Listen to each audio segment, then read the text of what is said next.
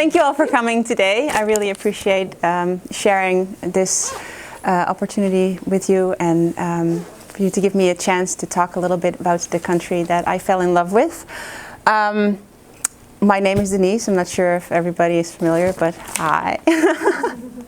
So my husband and I moved to Japan in 2017, and the moment we moved to Japan, I knew nothing about this country. I had no particular interest in Japan. We had never really talked about visiting the country, but we got the opportunity for him to work there for 3 years, so we jumped at the chance of adventure and we went to Japan.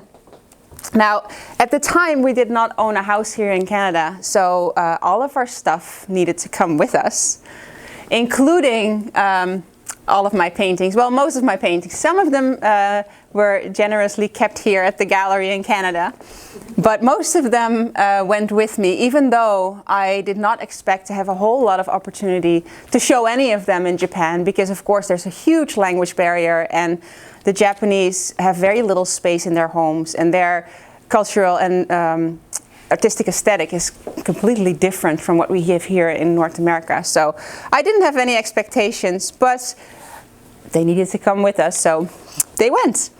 And as you can see from my 2017 Artist Project booth, at the time that I went to Japan, my work was very North America focused. So when I knew I was going to spend 3 years in Japan, I really wanted to make sure to allow the country to influence me and my work. I really wanted to be open to what the country had to offer, especially because I knew that Japan was very much known for having a whole lot of traditional techniques and materials. So I really wanted to make sure I would try them all. Now, my work has always been very influenced by the places I've lived and the places I've traveled to. I mean, Amsterdam, the city where I was born. We have Fort Worth, the first city we moved to when we moved abroad, and Montreal, the city where I became an artist. So it's always had a huge influence on me and my work, but in this case I really wanted the influence to be deeper than that. So I wanted to basically try everything. Now, the first couple of weeks in a new country are always a little weird. I mean, your stuff is floating somewhere on the ocean and you're basically trying to learn how to live life from scratch. Like, basically your everyday things become really, really complicated. Getting in a car or doing your daily groceries, it would literally take me over 2 hours. Mostly because I was just walking around with my translator, figuring out what the hell I was buying. And then it took me literally weeks to figure out that the kidney beans were on one side of the store and the white beans were on the other side of the store, which is not logical at all, but those stores are not made for my logic. They're made to have all of the soy sauce and all of the soba noodles be together, which obviously, and then again, I mean, if your desserts look like this and your bread counter looked like this, I would just get a little bit distracted on my grocery shopping trips. It happens. I'm an artist. I'm very visually stimulated. But I had a very clear goal in mind when I moved to Japan. So I decided I had to get serious about stuff. So I started learning the language. And pretty soon I started taking these, about 3-4 times a week. I would get out of the house, figure out a random metro stop, just point on the map, bring my camera, and I'd go on these long walks through the city just to sort of familiarize myself with my new town and to really get to know the place that I had to start calling home. And these first couple of trips actually became the inspiration for the very first painting that came out of my Japanese studio. It is hanging right over there in the middle, the lady with the red umbrella. It is called A Bear's Eye View, and as you can see, this temple over here, it's right in the corner. This temple we actually found at a local temple, and I think it was the very first weekend I was there. We went there to watch the sumo wrestlers do their, what is that called? Training, I guess. And then this lady over here, I just loved, I love people with umbrellas, and I just love the fact that in the summer they also have umbrellas because the sun is so hot. And then over there in a corner, that's actually the Nagoya TV tower. It's very similar to the Eiffel Tower, but it is a very, very famous landmark in Nagoya. And you will be able to see all of these elements in the painting over there, which was the very first painting that came out of my tiny, tiny Japanese studio.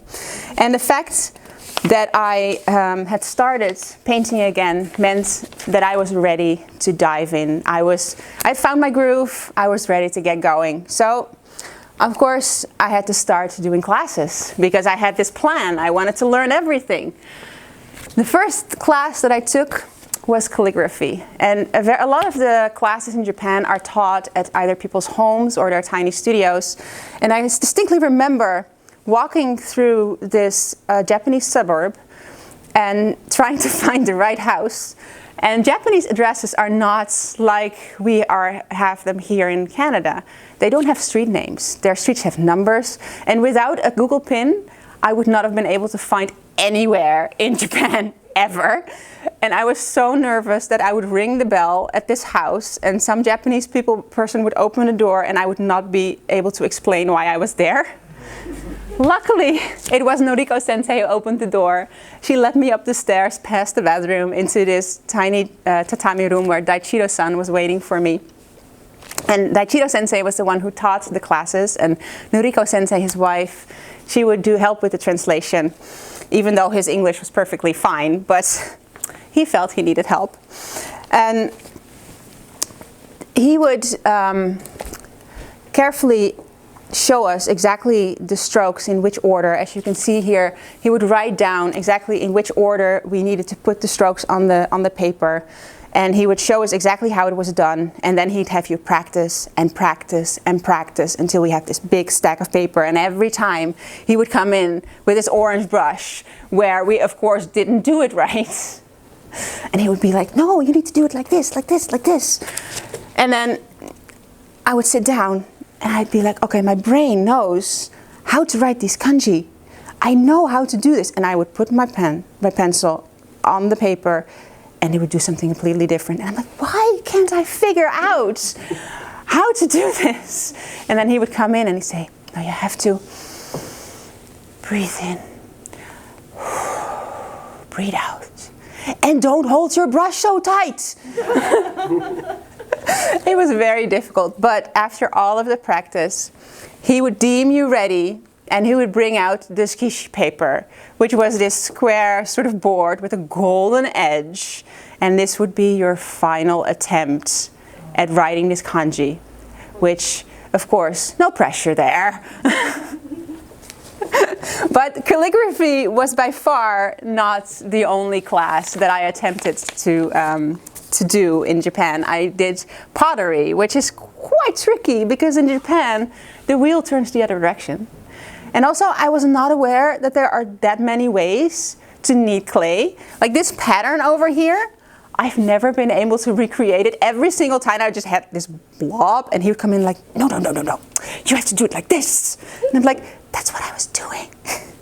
Well, clearly it wasn't. I never really figured out how to do that. Then I did shibori tie-dyeing with real indigo, which is very stinky, by the way. I did woodblock printing, which was hilarious. My friend and I were the only foreigners in this class. The sensei did not speak any English, and we were basically taught this technique by the entire class. All of the students, which were mostly men, would immediately jump at the chance of pointing out all the things we were doing wrong. But after a month of trying this technique, I think we kind of figured it out, and we felt like we had like 30 senseis, which is amazing. It was really fun. I did also a variety of ceramic painting. I did kimono fabric painting in this teeny tiny studio. I was surprised how we all fit in there. I think it was with a group with 15 people. And we barely fit in this small, tiny studio. I did sumie, which is a technique of painting with black ink in different shades, different, Some are more diluted, some are really, really black. And then lotus leaf painting. I did stone rubbing, kite making. I covered a variety of things with washi paper. I made paper lanterns in this tiny studio in Kyoto where 4 guys were working on these huge big light lanterns, and we were slaving away at this tiny little ball. And the washi kept sliding off the frame. It was quite tricky. And then I even did glass blowing. And the thing that stood out to me when I did all of these classes was the joy and the passion and the dedication with which these people shared not just their techniques, but their culture. And they were just so happy to share everything. It was just pure joy. Now, this guy, for example, he taught me to make a kite. And his family had been making kites with 8 tiny bamboo sticks, a piece of paper, a little bit of rice paste, and a piece of string. They've been doing this in exactly this way for over 200 years. Wow. This blew my mind. And he was by far not the only one to have such a minimalist technique that they were so proud of, and that they would almost religiously practice in the exact same way. Now, funnily enough, the class that had the most influence on me as an artist was Yamato A, which is a traditional watercolor painting technique. And this is surprising because me and watercolors, we do not get along. I always end up with just sort of a brown blob. And also it was the class wherein we had the least creative freedom. We were literally copying a traditional painting. We were tracing over it, and we were supposed to reproduce it in exactly that way. Now, of course, me being an artist, I tend to not always do as they want me to do. So, of course, Sensei would notice this immediately. She would jump in and she would come up to me. She's like, interesting. Which we fairly quickly learned to interpret as, this is not how this is done. So, but I did it anyway, obviously. Now, the thing that I learned from, I did this class for almost the entirety of my stay there. About once a month I would take these classes, and there were so many things that I learned from them. First and foremost, I would say I learned to appreciate painting tiny details in mostly in Japanese clothing. Up until that point, and this might surprise you when you look around at the pieces at the show here, I did not have any patience whatsoever for painting any tiny little patterns at all before I took these classes. Yep. But these classes taught me not only to appreciate but also to enjoy this process. And in addition to that, I really learned a whole lot about a whole lot of different traditional techniques, how to mix my own sumi inks, how to use gold leaf to create this gold dust to embellish your painting, how to work with traditional Japanese powder pigments, and also the technique that is called kirihaku, which is the traditional technique of cutting gold and silver leaf with a bamboo knife that you have to sharpen yourself. And you cut these tiny squares, which you can then embellish your painting with. Now, another thing that happened while I was in Japan was that I fell madly in love with Japanese paper, washi paper. And collecting these sheets of paper became a little bit of an obsession of mine, I have to admit. This store here is my very favorite store in Nagoya, and it was located very close to where I was having my calligraphy classes every month. So of course, after every class, I had to go to the store, and I would always run away with 10 or 20 sheets of paper. Don't tell my husband. I know. But yeah, of course, collecting these sheets was not enough for me. Of course, I had to also figure out how to start using them in my art. And this turned out to be quite a difficult process because up until that point I had only done the transfer on wood panels. I'd never really done them on paper. And it was quite tricky as it turned out because washi paper, even though it's in some ways very, very strong, it is very delicate when it comes to rubbing. Like it doesn't like friction at all, and you have to do a lot of rubbing to take away the paper of the transfer. And then in addition to that, when it gets wet, it falls completely apart because there's no glue involved in the creation process of washi. And figuring all this out really inspired me. There we go. It inspired me to learn how the paper was made. And even though this is not a technique that I would ever reproduce here in my studio in Canada, just knowing how this paper is made and how the process works really helped me to figure out how to work with it better. Now, on one of my trips to this paper store, I found this gorgeous sheet of paper. And if you look closely, you can see that it's actually made up out of multiple sheets of paper. And if you would look at the back of this sheet, you would see that both of these sheets are cut in exactly the same way. And there's only about a 4mm overlap where the little pieces are glued together. So of course I had to buy this and I had to figure out how to use it. And this is the very first piece that I did on this type of paper, and it was quite stressful to start using it because this paper is much more delicate than the paper I've been using up until that point. And in addition to that, it's also very expensive. Denise, I'd like to show everybody that. I was going to say, it is actually in the flasher, so you can, yeah. It is actually in this exhibition. Oh, you can just take the flasher otherwise. Okay. That's probably easier. This is it, that beautiful paper. Oh my. Oh, amazing. Isn't it lovely? It looks even better out. Wow. And there you can see where she's talking. Yeah. Oh, gorgeous. It's called Sanctuary. Beautiful. I want to get the other one out too. Now, once I figured out I was able to use that paper, I was like, I've got to try this on the larger scroll-sized sheets, because how can you not, right? And the idea of a hanging scroll was introduced to me by Noriko Sensei, the calligraphy sensei's wife. She had helped me create a calligraphy scroll of one of my calligraphy pieces.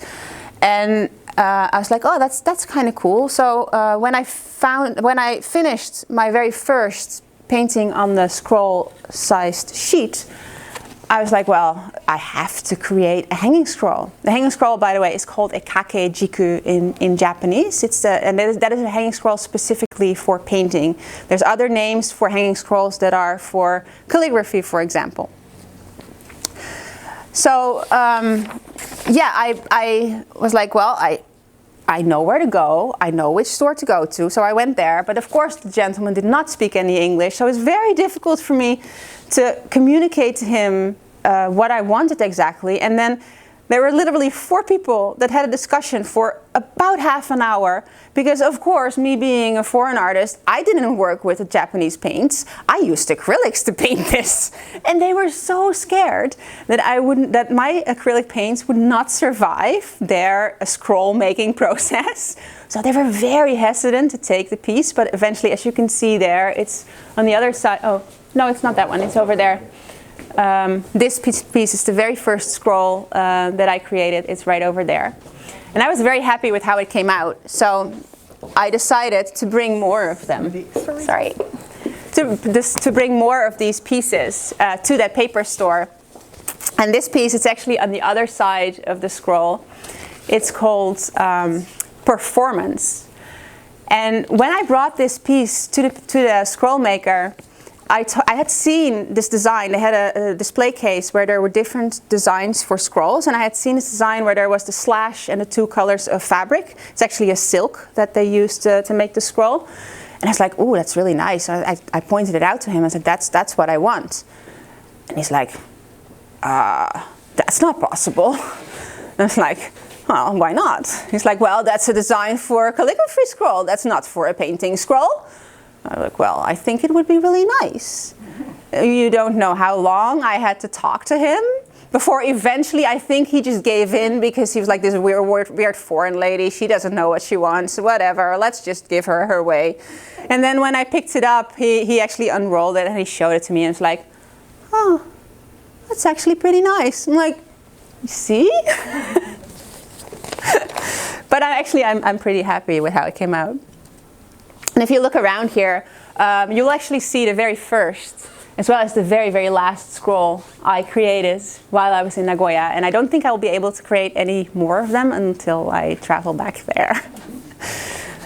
Now, like I said in the beginning, I did not have a whole lot of expectations to exhibit while I was in Japan. But funnily enough, I did get quite a few opportunities to exhibit both in galleries, in group shows, and in museums as well. I sort of got into this very tight-knit group of foreign artists. We were a very tight-knit bunch, and there were not that many of us.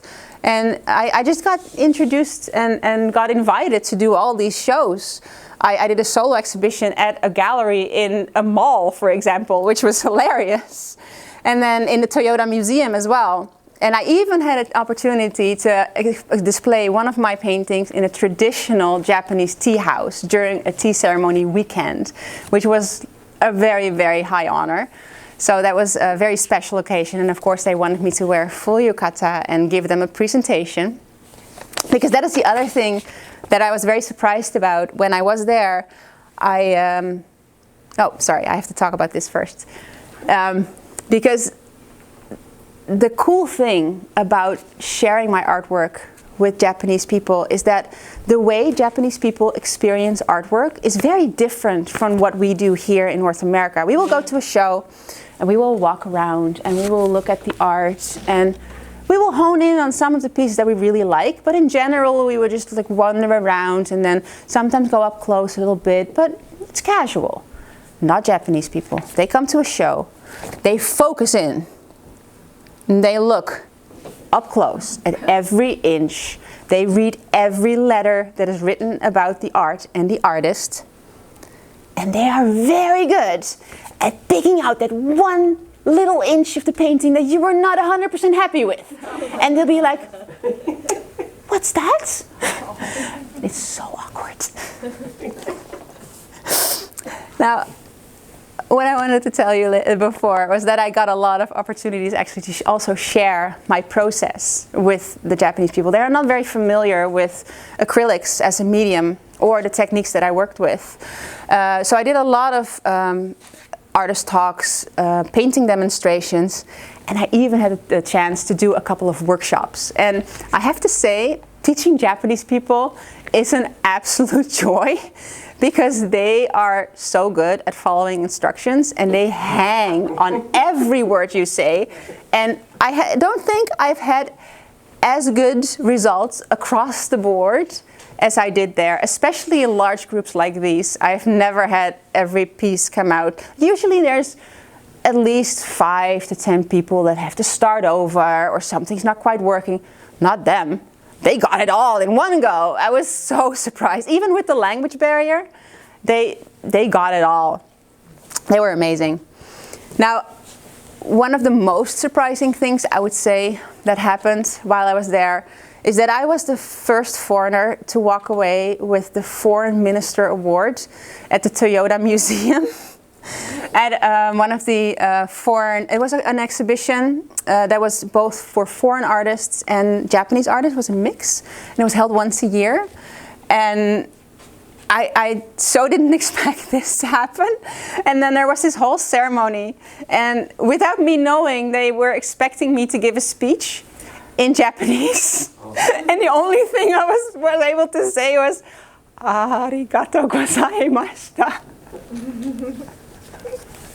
But it was still such an honor, and this was for a painting that is called Treasures of Tranquility, and it's currently residing in a home in Germany. Now, hey, I'm missing one. There we go. When we knew that it was time to move back to Canada in 2020, I had the opportunity that despite there being a pandemic, to organize one last solo exhibition in this beautiful traditional Japanese house that was renovated into a beautiful gallery space. And I curated a show, going the wrong way. I curated a show that was really a mix between my older work and my very, very newest work, because I really wanted to convey the change that my work had gone through in my 3 years. And this was an opportunity for me to show my friends, but also the people who had taught me over the years, how their country and their teachings had influenced me as an artist, and how it had influenced my work, as I had set out to do, and was very pleased with how it actually had done. And one of the coolest things that happened during this exhibition, that we got a visit from an actual Maiko-san. This is a geisha in training, and this was a very big deal. If you would have seen the face of the gallery owner when she walked into the gallery, this was clearly a very big deal. And they took her out to lunch, and they wined and dined her, and they were talking about it for days after. And she came to see the portrait I had painted of her. And it was just such a lovely... She was also, by the way, the only person allowed into the gallery without a mask, because she was, of course, in full traditional dress, and a mask did not fit, so she was allowed in, but she was the only one. Now, as you can see, when you look around here, Japan has not stopped inspiring me since I've been back, even though over half of these pieces actually came from my studio in Japan. It is a place that will continuously inspire me, and I'm still exploring and evolving all the techniques and materials I've learned there, and I've still techniques that I want to learn from there. So it's something that I think will continuously have an influence on me as an artist and as a person. And although it's really nice to be back in a Canadian studio where I have access to water, my studio is high enough that I can actually dry my gel skins while working on a large painting. Also, I get to talk English to all of you, which is awesome. But sometimes I wish I could step back in that tiny, tiny Japanese studio where I had no space to move, where I had to clean my gel skins on my knees in my bathroom, and all my walls were covered in plastic because everything is covered in wallpaper and you don't want to mess that up.